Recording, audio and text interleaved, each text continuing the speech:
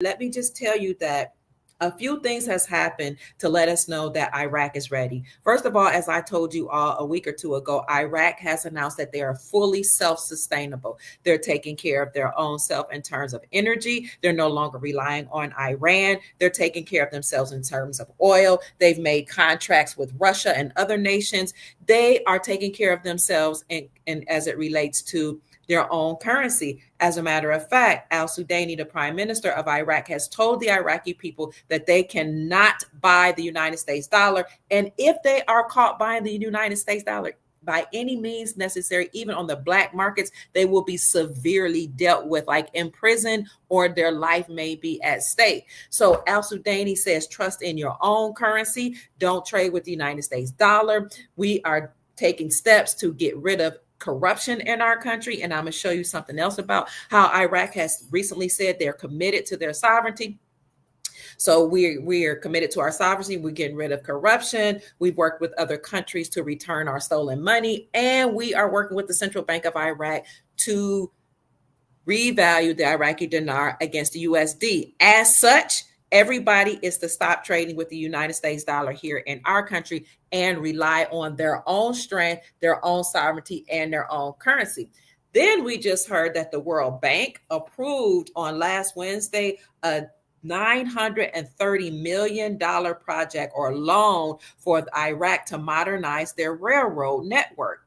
This was strengthen domestic and regional trade. So this $930 million loan that the World Bank is giving to Iraq equates to $1 trillion worth of money to modernize Iraq's railway network. Is a monumental, is huge, because not only are they improving their railway network, but you all know that they have become the transportation hub of the Middle East and of the world as of April 1st. So this $900 million USD converted to be 100 trillion Iraqi dinar loan will strengthen their domestic and regional trade.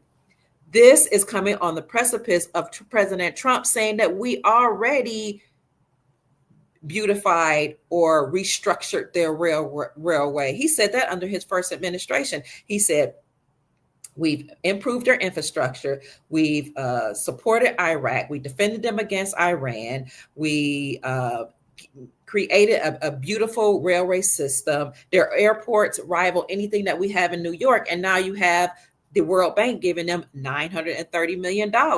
This Iraqi railway extension and modernization system that is called IREM, REM, will upgrade their 1,000 kilometer railway line that connects Qasr port in the south region to the Mosul port in the north region via Baghdad. And I'll just bring up my notes so you can read along with me, and I'll show you the article from which I got that information. So keep checking in, family. I see you here. I appreciate you all being here. Greetings to you all. Thank you, Chief Mac, for the $50 supporting Dr. Kia Pruitt. I love you so much. So many things are happening, family. I'm glad you're here. I just did a podcast on the main channel, so I was just a little late coming onto this one, but I owe you all some information, even though I am in the middle of a vacation. So Chief Mac and Soul Tribe family, this railroad system here will increase and bolster domestic and regional trade and support economic diversification. So all what that's saying is expanding trade between Iraq and the rest of the world by way of this railway or railroad network. I don't know why I'm having a hard time saying this. Okay. The Iraq Railway Extension and Modernization, or the IREM project, will upgrade their 1,047 kilometer railway line that connects Qasr port in the south to the Mosul port in the north by way of Baghdad. This project is going to enhance travel efficiency, freight capacity. So now they'll be able to carry more It'll access to sustainable transport. It'll increase access to sustainable transport infrastructure, and it will support Iraq's broader ambition to become a regional logistic hub through the Iraqi Development Road. This aims to link the Gulf with Europe by way of Turkey. So you're going to connect Iraq and the Middle East region to Europe by way of Turkey with this new system. And they'll be able to do it again with this huge loan that's been given to them by the World Bank. Now, we knew that this loan was coming, but it has been implemented. Now, they've been given that loan. Here are the components of this project. Number one, rehabilitation of critical rail infrastructure. So the infrastructure was not up to par because of the war that had been going on in that Middle Eastern region in Iraq.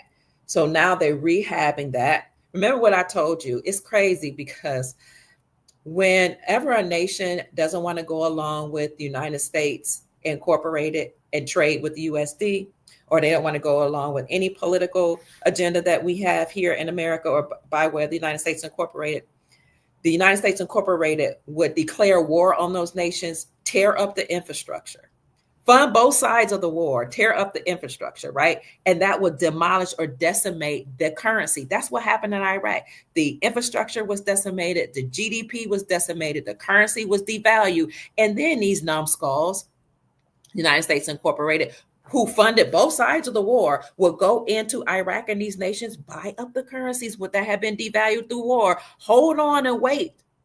Hold on to those currencies, go into those nations, rebuild the infrastructure. Then the Iraqi dinar would go up in value, and then they would revalue the dinar and go to the bank and cash in the dinar with a higher rate, and they would enrich themselves. That's what you see happening here. They rehabilitating the critical rail infrastructure. Okay, it's the end of that war. It's the end of the era. Trump is bringing troops back home. Iran no longer controls Iraq. The war is over. Iran no longer has nuclear weapons. They don't control Iraq. They're not importing any oil or any power into Iraq. They don't have any nuclear weapons. Now it's time for us to go back and rebuild the infrastructure. What happens? The people during the war that bought up that currency, the Iraqi dinar that had been devalued through the war, is paying attention, seeing the infrastructure be rebuilt, and they know that a revaluation is about to occur. It happens all the time. And now we're about to go to the bank with the new value. Okay, I'm going to lay it out for you so you can see this has happened historically, but now that you see it with your eyes that this has happened, you know it's time. This will modernize the aging locomotives and their rolling stock. It will upgrade or bring upgrades to the Baiji Maintenance Workshop. The development of dry ports and logistic hubs will attract private investors. So now with the ports and the hubs being revitalized and the railroads and the infrastructure being rebuilt, you're going to attract private investments. Can you see what's happening, family? Another component of the project, implementation of a safety management system and infrastructure safety improvements. So now it will be safe. They're implementing protocol to ensure that the railroads are safe. Technical assistance and training for Iraqi Republic Railways, so the IRR personnel, with a focus on including women. No more discrimination against women, which was a big problem or issue in the Middle East. Now they're bringing women on board. They're making progress, and now technical assistance and training for personnel will be implemented. And that's a good job for the women. You train them to do technical assistance. You train them to do customer service. You train them in any way to assist the railways to work properly. Another component of this project, community engagement through a participatory planning and monitoring process. So now you're building the infrastructure, you're making sure that the railroads are in place, you're making sure that you have technical assistance, and then you bring on community engagement so that the entrepreneurs, the people using the railroad systems, and the politicians are all meeting and agreeing to how this system is going to look. The article from which I'm Getting my note says that the Middle East is witnessing a resurgence in regional railways. Why? Because the railways have been demolished through war, years and years of war. They're rebuilding the infrastructure. Oh my God, family. I know I say this over and over, but what made the United States dollar the world reserve currency was our agreement with Saudi Arabia to get oil from Saudi Arabia in exchange for protecting their kingdom. As an agreement, we protect the Saudi empire in exchange for their oil. We force all nations to get oil from Saudi Arabia, and they must use the United States dollar. That's what made the United States incorporated, have financial and economic hegemony. That's what made the United States dollar, the USD, be the world reserve currency. If you didn't want to go along with the program, we put sanctions on you, or we declare war against you. We fund both sides of the war. We demolish your infrastructure. We bring down the value of your currency. The people in the know would go buy up the currency while the currency was devalued. Then America would go back in, rebuild the infrastructure. Can you see it happening? And those who had the dinar, or the currency of those nations, will wait for the currency to go up in value once the infrastructure is in place, and they will make millions, if not billions and trillions of dollars. But before, it was only certain people in the know, CEOs of banks, leaders, world leaders, people that's part of the Illuminati, etc. They knew, top people. But now we know this, and we see it happening where the infrastructure is being rebuilt. They're witnessing a resurgence in regional railways, bolstering trade routes within the region and with Asia and Europe to enhance connectivity and drive regional economic growth. Regional economic growth in the Middle East and Iraq. This is going to call for an increase in the demand of the Iraqi dinar, so says Dr. Kia Pruitt. Because when we made that announcement that Iraq has now become a transportation hub of Iraq, of the Middle East, and of the world, when they connected their transportation system to 66 countries, what do we say that maybe a month or two ago, that increased the demand for the Iraqi dinar. This rebuilding and resurgence of the railways will also increase the demand for the Iraqi dinar. What happens? What is the law of supply and demand? As the demand increases, the supply decreases, thus making that commodity more valuable. So if there's a high in the demand of the Iraqi dinar, then that means that the supply is going to decrease, which means they're going to have to revalue the currency and make it be more valuable, put a higher value on it. Here is one of the quotes from the article that says, as Iraq shifts from reconstruction to development, enhanced trade and connectivity can now stimulate growth. So now the region is going to grow. It's going to cause more job creations and reduce oil dependency on other nations. In other words, Iraq has become a self-sustained nation. They're rebuilding their infrastructure. They're now growing. Their economy is growing. And they're reducing their dependency on other nations. In other words, they've become sovereign. World Bank Middle East Division Director says that the REM project is vital for transforming Iraq into a regional transport hub and helping achieve the IDR's goal of improved connectivity and economic diversification and growth. And here is that article, Iraq Business News is where I got it from. Let me see how you all feel about that. Let me go ahead and put that article in the chat for you. Let's see.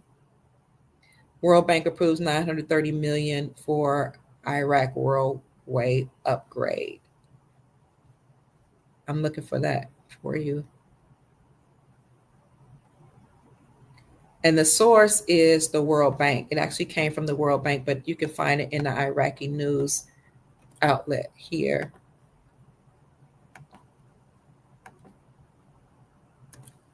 Here's the article.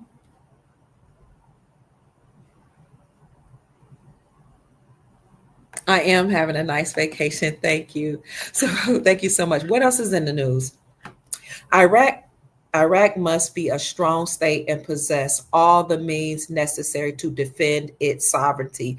That statement just came out by the Secretary General of the Islamic Dawah Party. His name is Al Maliki. He stressed the necessity of having a strong state in Iraq that possesses all the means necessary to defend their sovereignty. And he also pointed out that sovereignty is not just a slogan that's used for political purposes, but sovereignty is a state of mind, it is a state of being, and it is what they must do. Again, the person that said this was the Secretary General of the Islamic Dawah Party, and I'll show you that article. You keep hearing the word sovereign come up in Iraq whenever the prime minister speaks or other people in power speak, because they're tired of being controlled by Iran. They're tired of being controlled by other nations. They're even tired of having to do whatever the United States Incorporated tells them to do, although they see our military being their role being advisory. Okay, but they don't need advice anymore. They're like, we're self-sustainable. We're taking care of ourselves.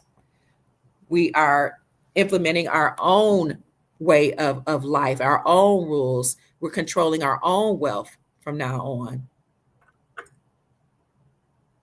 So the Secretary General of the Islamic Dawah Party says, we say that we learn from Hussein, a former leader, how to triumph whenever we're oppressed.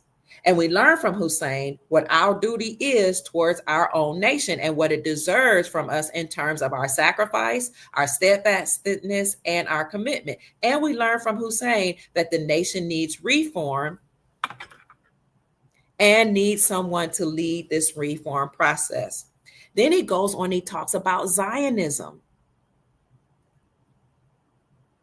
He said, today, in light of the dangerous transformation and all the challenges that the region is witnessing and the wars of the Zionist entities that have begun to roll from the Gaza Strip to Lebanon, then Syria, and reach the Islamic Republic of Iraq, Iraq will not be safe from them, as stated in the speech that was delivered by the representative of the Supreme Religious Authority, Sheikh al-Karabalini, last Thursday.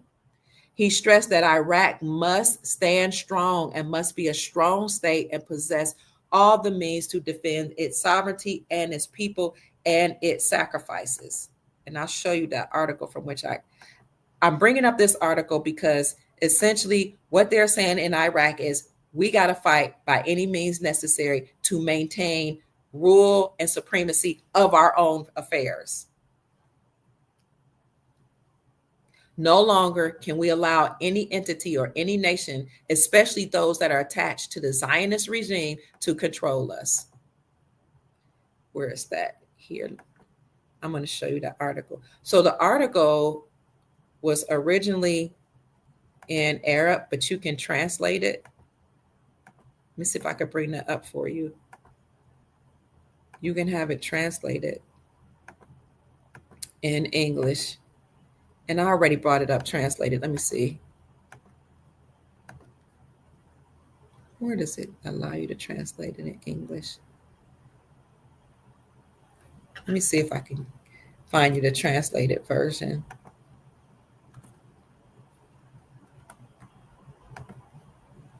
Because this is what it looks like in Arab, but you can translate it or get it translated. 1 second.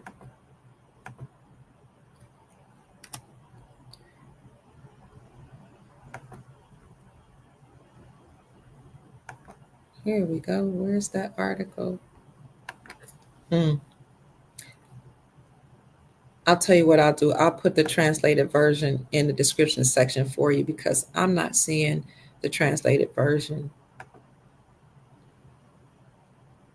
Okay. And then basically the article just says that they have to defend their sovereignty at all costs. But I had something else I wanted to say from that article.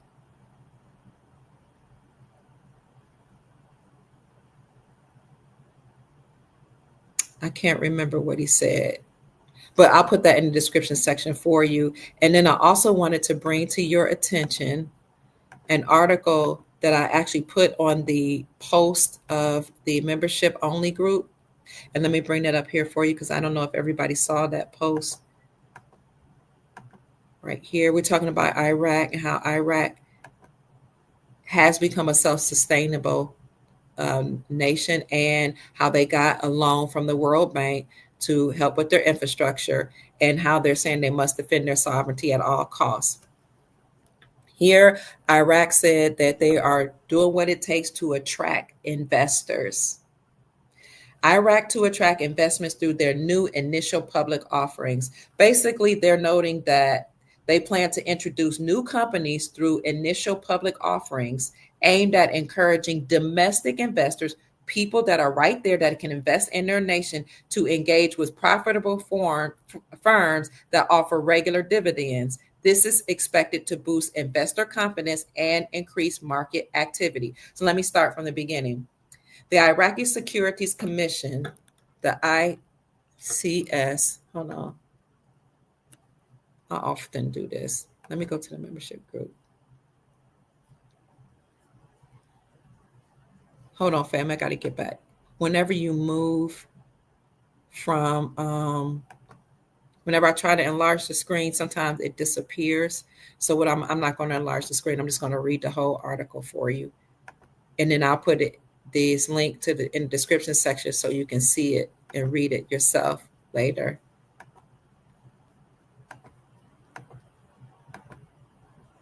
Let's see. That's the wrong link. Here it is.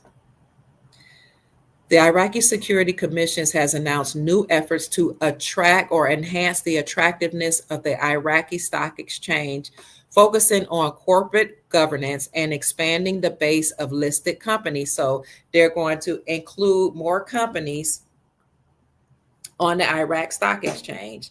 The state-run Iraqi news agency quoted an ISC board member, Al Taha, as saying that the launch of a corporate governance guide marks a key step towards strengthening the investment climate.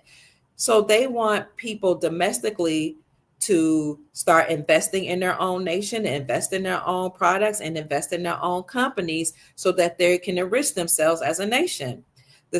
He noted that the commission plans to introduce new companies through initial public offerings aimed at encouraging domestic investors to engage with profitable firms that offer regular dividends. He added that these reforms send a message to international investors as well that Iraq's capital market is moving toward greater transparency. So now Iraq's market is becoming transparent, it's self-sustainable, it's becoming more effective. There's less risk in investing in their stock market and investing in their companies by saying, look, domestically, we want you all to invest in your own companies here in Iraq. That's sending a message to the whole world that Iraq is becoming sovereign, more self-sustainable, more transparent, and more investment worthy for outsiders to invest. So why would outsiders or people from other nations invest in a country if your own entrepreneurs and people won't invest in it? So now that the Iraqi people are being encouraged to invest in their own stock market, in their own companies, the whole world is looking at that. That's huge. Basically, Iraq is open for business. He also highlighted that Iraq's recent integration into an international platform. Now, Iraq's not only focusing on themselves, they're integrating their business ideology, their transportation hub, their new railroad system into the global market. Their integration into an international platform includes 9 global markets, placing the ISX under international observation and accelerating the need for reform. So if you have the whole world looking at your nation, you're going to implement reforms. And one of the things that we've been saying for a while is in order for the Iraqi dinar to revalue, you have to implement certain reforms, and we see that happening. You have to have economic stability, and you have to have reforms that are implemented, political reforms, business reforms, investment reforms, all types of reforms to ensure that your country is sustainable and profitable. All these reforms these new things that are happening in Iraq is putting them in position to go ahead and revalue their Iraqi dinar. The commission's broader strategy includes these things. Number one, strengthening the corporate governance framework. Number two, they're expanding their training programs. Number three, they're increasing the number of high quality, profitable listed companies. Number four, they're diversifying their market offerings to reduce risk and enhance returns. Number five, they said 103 companies are listed on their stock exchange, but investor activity is concentrated on only 20 to 25 firms. But they expect that to grow. The commission aims to widen the range of active, reliable investment opportunities. The commission aims to widen the range of active, reliable investment opportunities. They want not only people in country to invest in the stock market and to invest in companies right there. They are looking for investors outside of the country to invest in Iraq. And the source here is Iraq News Agency. And I need to find that source for you. I saw Iraq News Agency, but I'm going to find that exact source. But I will put that post that I put on our private group community section right there. Oh, and here's the article where I was saying that they spoke about the Zionists previously controlling Iraq and how they have to become sovereign from the Zionists. I found that article as well. Let me see if I can pull it up for you.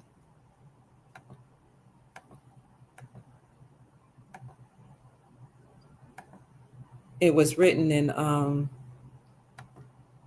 think it was written in Arabic, but I had it transcribed or translated to English. In light of the dangerous transformation and challenges that the region was witnessing and the wars of the Zionist entity that have begun to roll from the Gaza Strip to Lebanon, then Syria, and reaching to the Islamic Republic, Iraq will not be safe from them, as stated in the speech delivered by the representative of the Supreme Religious Authority, Sheikh Abdul Mahdi al-Karabali, last Thursday. He stressed that Iraq must be a strong state and possess all the means to defend its sovereignty, its people, and its sanctities. He pointed out that the world around us possess all the reasons for strength, and Iraq must be at the same level as the world, not for the sake of war, as in the era of the defunct Ba'ath region, but to protect our sovereignty and our rights and the supreme interests of the people.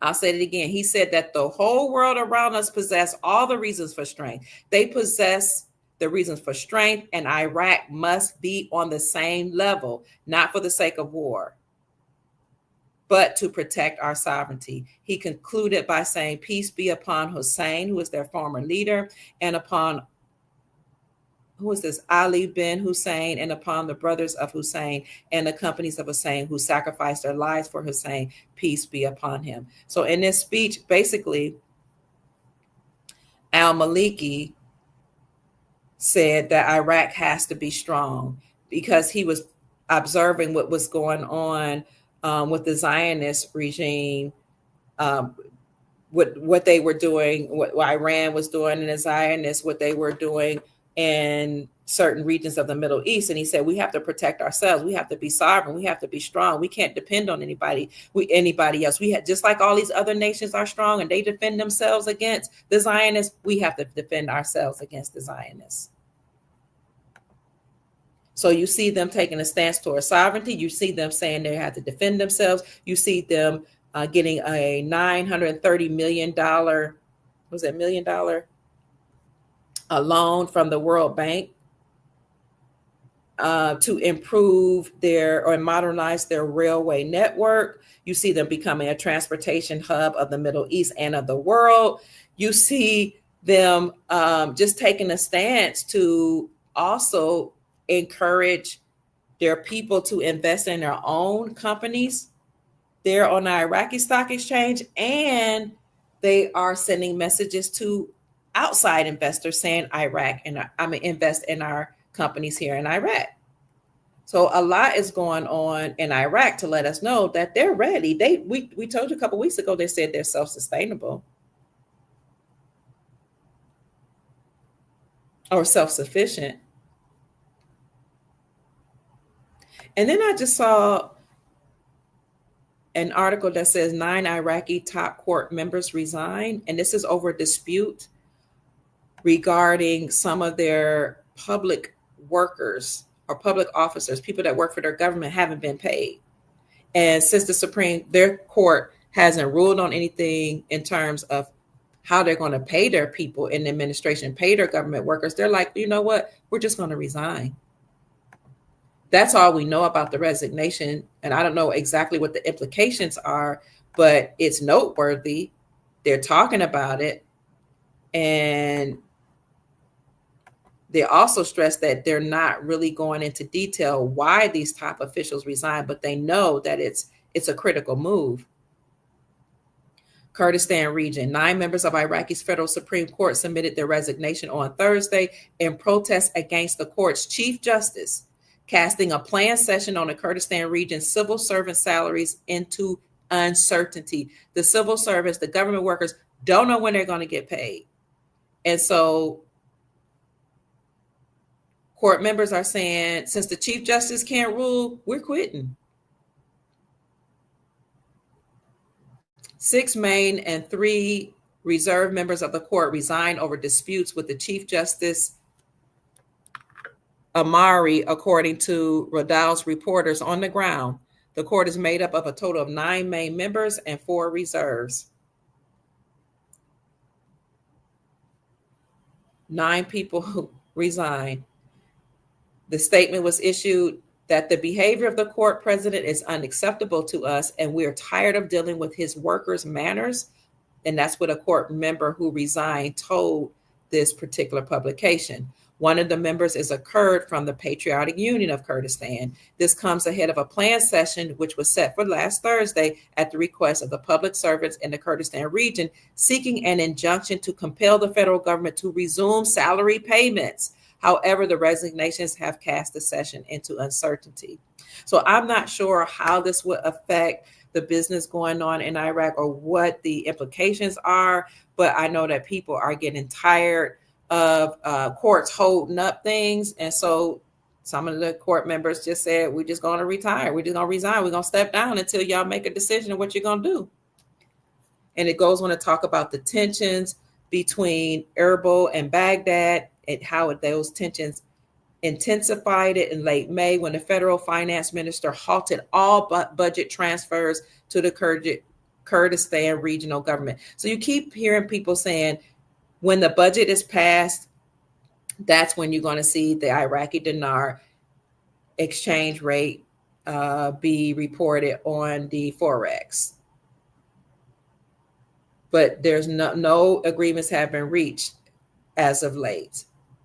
So they halted all budget transfer to the Kurdistan region, including the salaries of more than 1.2 million public sector employees. Now, what if the reason why the employees haven't been paid is because they're waiting on the Iraqi dinar to revalue? Maybe they don't want them to be paid. This is just my conjecture here. Maybe they don't want them to be paid in worthless dinar. Maybe they're waiting on the revaluation, and then the public servants will be paid with the new rates. That's a possibility. The minister stated that the decision was due to the region exceeding its 12.67% share of the 2025 federal budget. The move has drawn widespread condemnation from Kurdish parties who argue the suspension is politically driven and that this suspension is unconstitutional. You let me know what you think the implications are of 9 people or top court members resigning. Something has to give. But there in Iraq, we see a lot of things happening. And if you just let me summarize, they just received or they will receive, because it was approved for them to receive $930 million in order to fix or modernize their railway there. And this will bring in jobs. This will upgrade their systems. It will implement safety systems and infrastructure safety. It will implement, safety improvements. They will have, it will bolster community engagement. They will train women for technical assistance. And overall, that's just going to be good for the economy to have improved railways.